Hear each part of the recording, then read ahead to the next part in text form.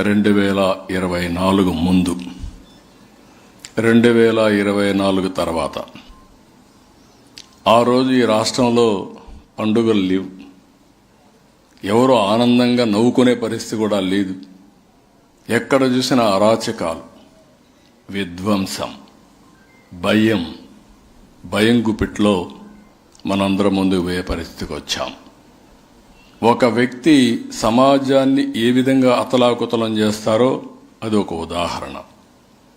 ఆ రోజు నేను, పవన్ కళ్యాణ్ గారు, జనసేన అధినేత, మేము ఒకటే ఆలోచించాం. ఈ రాష్ట్ర భవిష్యత్తును కాపాడవలసిన బాధ్యత మా మీద ఉంది. ఆ బాధ్యతను కాపాడడానికి రెండు పార్టీలు కలవడమే కాకుండా ఎన్డీఏతో కలిపి, అంటే బీజేపీతో కలిసి ఎన్డీఏ ఏర్పాటు చేశాం. మీ విజ్ఞతకి, ప్రజల విజ్ఞతకి మనస్ఫూర్తిగా ధన్యవాదాలు తెలియజేస్తున్న ఈ పండుగ పూట 94% ఏ అభ్యర్థిని పెట్టినా గెలిపించారు. అయితే ఈ యొక్క 21 నెలలు 24 గంటలు మేము ఒకటే ఆలోచిస్తున్నాం. ఈ రాష్ట్రంలో సంక్షేమం, అభివృద్ధి, సుపరిపాలన, ఈ మూడు కూడా ఏ విధంగా ముందుకు తీసుకుపోవాలనో అనునిత్యం ఆలోచిస్తున్నాం. ఆ దిశగానే పాలసీలు కూడా తీసుకొచ్చాం.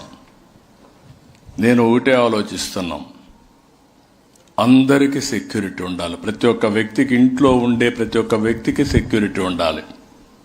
ఓసారి ఏజ్ అయిన తర్వాత పిల్లలు కూడా, మన సంస్కృతి ఇది కూడా గుర్తుపెట్టుకోవాల్సిందే. మీరు ప్రపంచంలో అందరికంటే ఉన్నతమైన సంస్కృతి సాంప్రదాయాలు భారతదేశానికి ఉన్నాయి. ఈరోజు చాలా దేశాల్లో చిన్నపిల్లలు తల్లిదండ్రులను చూసుకోకుండా ఓల్డ్ ఏజ్లో ఉండే పరిస్థితి ఉంది. అంటే ఓల్డ్ ఏజ్ కూడా అవసరం లేకుండా, ఓల్డ్ ఏజ్ హోమ్స్ అవసరం లేకుండా పిల్లల్ని చూసుకునే సంస్కృతి ఉన్న ఏకైక దేశం భారతదేశం. ఈ విషయం మనం గుర్తుపెట్టుకోవాల్సిన అవసరం ఉంది. అయితే ప్రభుత్వం ఇంకొక అడుగు ముందుకేసి అక్కడక్కడ ఉంటారు. ఇలాంటి వాళ్ళు కూడా ఈరోజు చూస్తున్నాం. తల్లికి ఆస్తి ఇవ్వని వ్యక్తుల్ని, చెల్లెలికి ఆస్తులు ఇవ్వని వ్యక్తులు. అందుకే నేను ముందు జాగ్రత్తగా కుటుంబాలను కలపాలని చూస్తున్నా.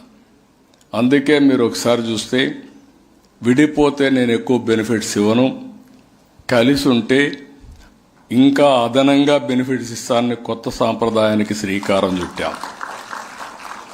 పెద్ద కుటుంబం సుఖ సంతోషాలకు నాంది. అదే మరి చిన్న కుటుంబం ఒంటరితనానికి, లేకుంటే సమస్యలకు కూడా నిలయంగా తయారయ్యే పరిస్థితి వస్తుంది. ఈ విషయం మనం గుర్తుపెట్టుకోవాల్సిన అవసరం ఉంది. మనిషి ఎప్పుడు కూడా, మన పెద్దవాళ్ళందరినీ మనం చూస్తే, ఒక ఇంట్లో 10 మంది ఉండేవాళ్ళు. చిన్న పిల్లలు, పెద్దలు కళకళలాడుతూ ఉండేది. అదే సమయంలో పెద్దలు, ముసలివాళ్ళు ఉంటే, గ్రాండ్ పేరెంట్స్ ఉంటే పిల్లలను చూసుకునేవాళ్ళు. అదే మాదిరిగా వీళ్ళు పనులు చూసుకునేవాళ్ళు. ఈరోజు ఆ సాంప్రదాయాలు పోయి మైక్రో ఫ్యామిలీస్ వచ్చేసాయి. భార్యాభర్త సెపరేట్గా ఉండడం, ఓసారి భార్యాభర్తలో కూడా విభేదాలు వస్తే వాళ్ళు కూడా విడిపోవడం, లోన్లీనెస్తో సఫర్ కావడం, క్షణికమైన ఉద్రేకాలతో ఇలాంటి సమస్యలు కూడా వస్తూ ఉంటాయి. అందుకే నేను ఆలోచించి ప్రతి ఒక్కరికి సెక్యూరిటీ ఉండాలి. పెన్షన్లు ఈరోజు మీరు చూస్తే 63 లక్షల మందికి ప్రతి నెల మొదటి తారీఖున పేదల సేవలో 4,000, 6,000, 10,000, 15,000 ఇచ్చే ఏకైక ప్రభుత్వం భారతదేశంలో, ప్రపంచంలో ఎన్డీఏ ప్రభుత్వం. ఇలాంటి అనేక కార్యక్రమాలు. ఈ మధ్య జనాభా తగ్గిపోతా ఉంది. ఈ సందర్భంగా అది కూడా ఆలోచించుకోవాలి. ప్రపంచం అంతా కూడా ఏజింగ్ ప్రాబ్లం వచ్చింది. సౌత్ ఇండియా కూడా స్టార్ట్ అయింది. ఒకప్పుడు నేనే కుటుంబ నియంత్రణ పాటించమని చెప్పాను. ఇప్పుడు నేనే పాపులేషన్ మేనేజ్మెంట్ని పాటించమని చెప్తున్నా. ఒకప్పుడు ఒకరు ముద్దన్నాను, 2 అయితే ఓకే అన్నాను, 3 వద్దన్నాను. ఇప్పుడు మళ్ళీ రివర్స్ చేసి నేనే మాట్లాడుతున్నాను. 1 వద్దు, 2 ముద్దు, 3 ఇంకా మంచిది. కాబట్టి అందరూ కూడా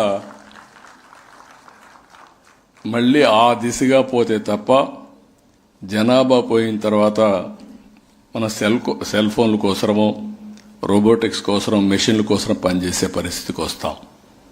ఆ పరిస్థితి ఉండాలంటే ముందే జాగ్రత్త తీసుకోవాలి.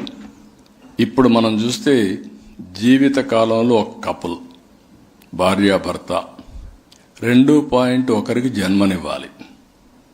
మన రాష్ట్రంలో 1.5. కొన్ని దేశాల్లో ఇంకా తగ్గిపోయింది. అంటే రాను వయసు మళ్ళిన వాళ్ళ సంఖ్య పెరిగింది, పిల్లలు లేని పరిస్థితి వచ్చారు. దీనివల్ల ఆ దేశాల యొక్క భవిష్యత్తే ప్రశ్నార్థకంగా తయారయ్యే పరిస్థితి వచ్చింది. ఈ నెలలోనే ఈ ఉగాది పండుగ రోజు చెప్తున్నా, ఒక పాపులేషన్ మేనేజ్మెంట్ పాలసీ తీసుకొచ్చి ఎవరైనా 2-3 పుడితే వాళ్ళందరికీ అదనంగా 25,000 రూపాయలు ఆ రోజే వాళ్ళ అకౌంట్లో వేసే బాధ్యత తీసుకుంటామని చెప్పి నేను మీకు తెలియజేస్తున్నా. ఇంకొక పక్కన కూడా ఒకటి ఆలోచించాం.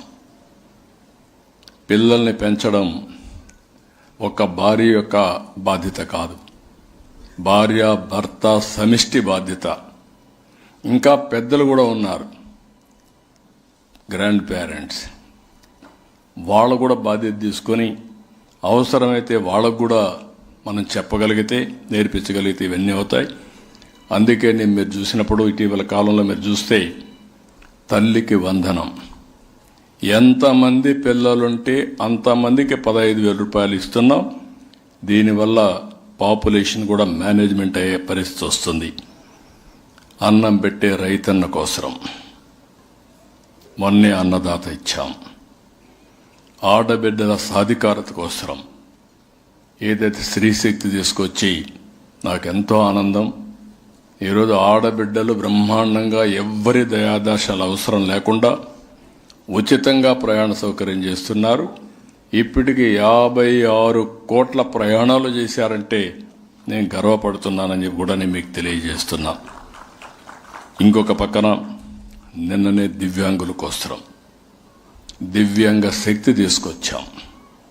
అది ఇనాగరేట్ చేసినప్పుడు నాకు ఎంత ఆనందం కలిగిందంటే, ఒకప్పుడు దివ్యాంగులు అనేవాళ్ళు ఇంటికే పరిమితం అయ్యే పరిస్థితి. ఈరోజు ఒక ఆత్మవిశ్వాసంతో, ఒక చైతన్యంతో ఎక్కడికైనా పోగలుగుతామని ఒక ధైర్యాన్ని ఇవ్వగలిగాం. దానికి కూడా ముందుకు పోయాం. నేను అందరికీ ఇమాములకి మౌజములకి గౌరవ వేతనాలు ఇచ్చాం. ఈ విధంగా ఒకటి కాకుండా సమాజంలో పూజారులకి 15,000 గౌరవ వేతనం పెంచాం. ఇలాంటి కార్యక్రమాలతో మనం ముందుకు పోతున్నాం. నేను ఒకటే, అన్ని ప్రాంతాల అభివృద్ధి కావాలి. ఈ శుభ సందర్భంలో అన్ని కుటుంబాలు బాగుండాలి.